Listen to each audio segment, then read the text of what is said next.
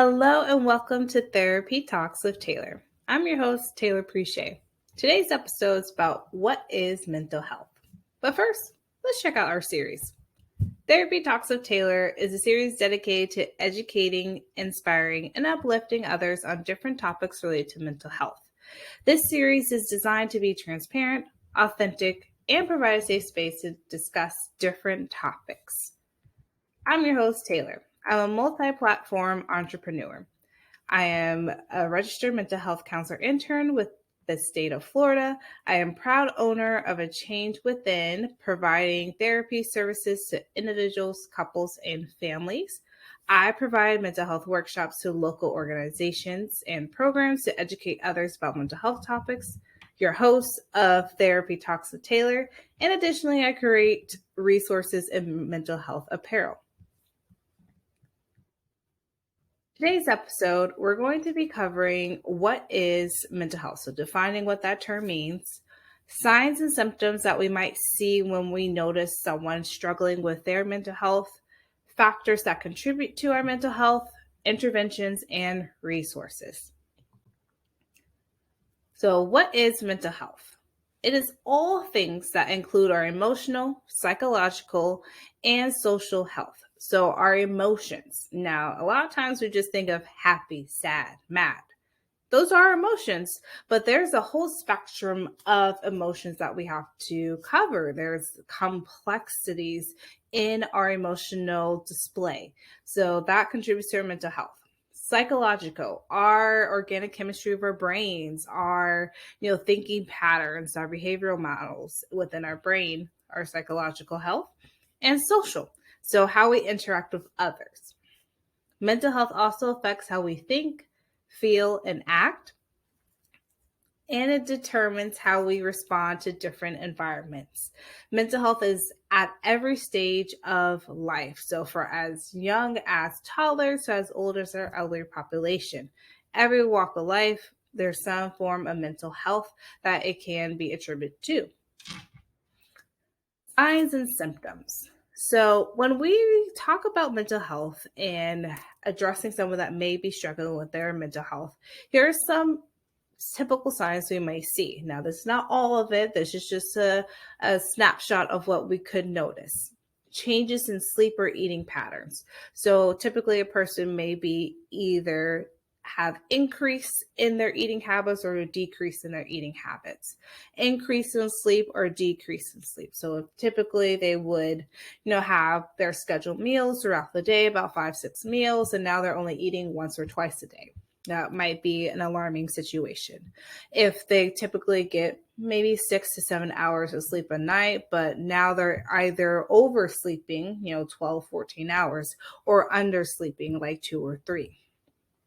You might notice withdrawals from others or activities. So I might pull away from my friend group. I might not engage with others as I normally would. I might say no a lot frequently than if I had prior to me struggling with some form of mental health.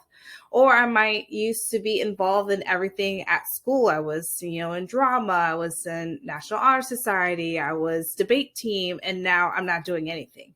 So that might be a concerning sign we see.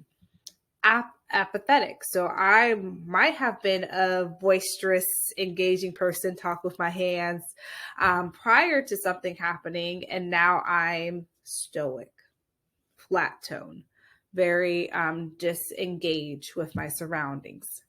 Substance use could be a sign that something is going on. So whether it is increase in alcohol usage, smoking cigarettes or smoking marijuana or vaping, or if there's any other drugs of that nature when a person wasn't doing that before. Changes in mood. And so we typically label that as mood swings, but not necessarily hormonal mood swings, but like if a person comes in, usually was an even demeanor, very calm, was able to get along with others, and then something may have happened, and now they're screaming, they're yelling, they're fighting, and they're combative with others. That might be a sign of a change in moods. Strained relationships with others.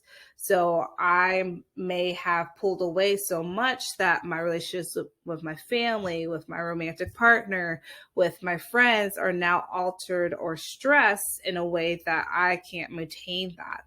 There may be thoughts of self-harm or harm to others, and there might be a reduction in daily task performance. So I may not be able to have proper hygiene anymore because I might be struggling with something mental health wise. So I might not brush my teeth or wash my hair or even take a shower or even care about my appearance.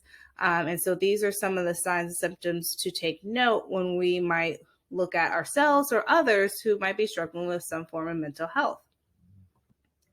So, what are factors that contribute to this? It could be genetic, so predisposition based on chromosomes, based on hereditary. So, for example, if I come from a family that everyone has anxiety, it dates back to grandparents and their grandparents all had some form of anxiety, I might have a strong likelihood of developing anxiety. Or just natural brain chemistry. So there are certain levels, so neurotransmitters and hormones that we're all born with that, depending on their levels organically, it may play a role in our mental health development. Life experiences.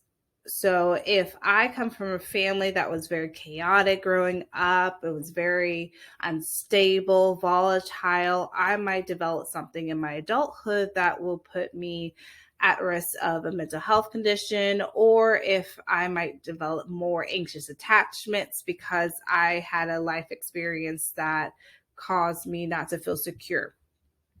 Family history, again, this is, linking to that genetic component of family history of mental health. So some people or some doctors may ask, okay, how would you describe your family? For your nuclear family, so the parents or guardians that raised you, any siblings, how were their dispositions, or extended family, if you had an aunt or uncle or a grandparent or that had some form of mental health, that's kind of playing to the role of family history.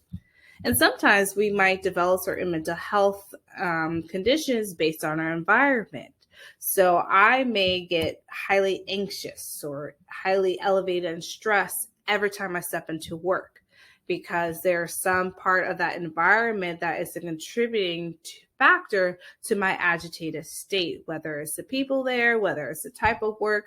So it's being mindful that these are some of the 4 typical factors that play into mental health. Now, there's probably more, but again, it's just a simple little snapshot. So what can we do? We kind of get an idea of what is mental health, what plays a role in it, what are some signs and symptoms, but how do I handle it? How do I manage? And so the first main thing I always ask clients is, on a scale from 1 to 10, how are we truly feeling about our life? 1 being, I need help now, I'm in crisis, I don't know how to cope, I don't know how to function, I know 0. So I know no skills. So that would be a 1. To 10 being, I'm able to handle stress on my own. I got some skills. I got some insight. So you want to kind of assess on the spectrum of this, how are we really feeling? That will determine what type of interventions you might use, what type of coping skills you might try to have for yourself. And so here's 6 different, interventions or skills that one can do if they find themselves in an agitated state or their mental health is being affected. That could be a simple breathing technique. So breathing in deeply, breathing out calmly. So for example, breathing in, holding the breath, and releasing out through the mouth. And doing that a few times. And so the idea is to kind of lower that heart rate to a baseline level to bring you out of that agitated state or a feeling of unrest. Positive movement is another one I always suggest to clients. And positive movement can be anything. That could be, I take a walk outside, I dance to my favorite song, I, do yoga, I lift weights, I swim, something where you're moving your body in a positive way to kind of release those emotions out. mindfulness meditation. So these are for those individuals that can really sit down, sit with their thoughts, and really process in a subconscious way what is their agitatedness coming from, what are those feelings coming from, and have like that mindfulness meditation. And now with this, with the rise of mindfulness, in our mainstream media, we see so many different apps and YouTube channels and videos about how to do this, in a correct way where we're feeling that release. An age-old technique that, especially if you're a writer, I suggest is journaling. And it can be as simple as I get my phone and I have a secure note, or I go paper and pen type of style. But the idea is that we're taking our thoughts out of our brain and putting it on paper. Now that can be scary, but the process of it means that I'm taking this negative emotion, I'm taking this anxiousness, this depressive thoughts, this feelings of unrest out of my, headspace, out of my mind, out of my body, and putting it on paper so that way I can feel, a weight lifted. So that's the process of journaling. Thought record is, a technique that some therapists use to kind of analyze our thinking patterns. So we may have a particular thinking pattern that may be harmful to ourselves, that may be hypercritical, negative self-talk. And so we will look at that thought and we'll list it down. And so we take that negative thought out on paper. It may be saying that I am ugly, for example. And so that will be that negative thought. And I'm going to determine what's a replacement for that. So instead of saying I am ugly, I might say I am beautiful. And then that will be that negative thought to positive thought that I will be replacing. But it's kind of writing down those negative self-talk or negative doubts that may, attribute to our thinking patterns that is preventing us from growing. And then a simple mood tracker might be helpful to see, I don't know what I'm feeling. I know I'm feeling things all over the place. So that sounds like you're maybe trying to get idea of how you're feeling at different times of the day might be helpful. So it could be getting a calendar and really marking, checking in with yourself. Okay, in the morning time, am I feeling more on a content spectrum of things, or I'm feeling more agitated? Around lunchtime or around, at the end of the day before going to bed, trying to track where you're feeling the most agitated, where you're feeling the most unrest can be helpful in determining, your moods and seeing if it's a particular time of day that's affecting it, or if it's a situation. Do I feel more agitated at work, or I feel more agitated visiting family? So having a mood tracker can help you understand where your feelings are coming from. And here are some helpful resources that are definitely very valid, are feeling very able to look at different content and where do I go? I need help. Recently this year, the National Hotline for Suicide Prevention switched their number. So it's a 3-digit number now. Call or text 988, and it's 24/7, 365. If you're in extreme crisis right now, don't know what to do, it's a wonderful tool resource to use. We have several different sites right here. We have mentalhealth.gov, National Alliance of Mental Illness, National Institute of Mental Health, Substance Abuse and Mental Health Services Administration, Centers for Medicare and Medicaid Services, and Psychology Today. All of these are great resources on the national spectrum to kind of figure out, what do I do when I need help? I have, a friend, a family, or even myself. Where do I turn to help? And all of these sources are really good, especially, for example, Psychology Today is one of the many directories of finding a therapist or counselor near you.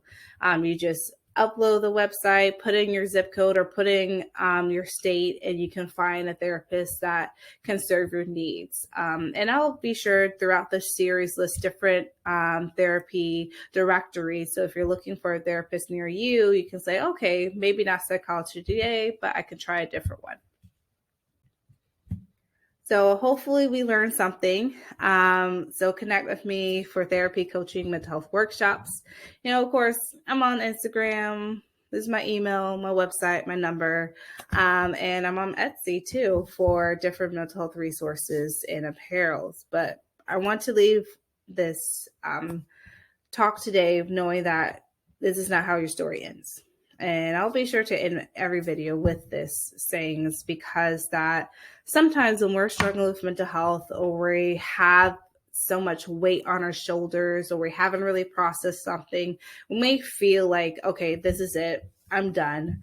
I'm ready to check out. This is too much. But I'm here to remind you that despite the challenges, despite the worries, despite the hardships, this is not how your story ends. You have time to change it. You have time on your side to improve, and to make a different chapter.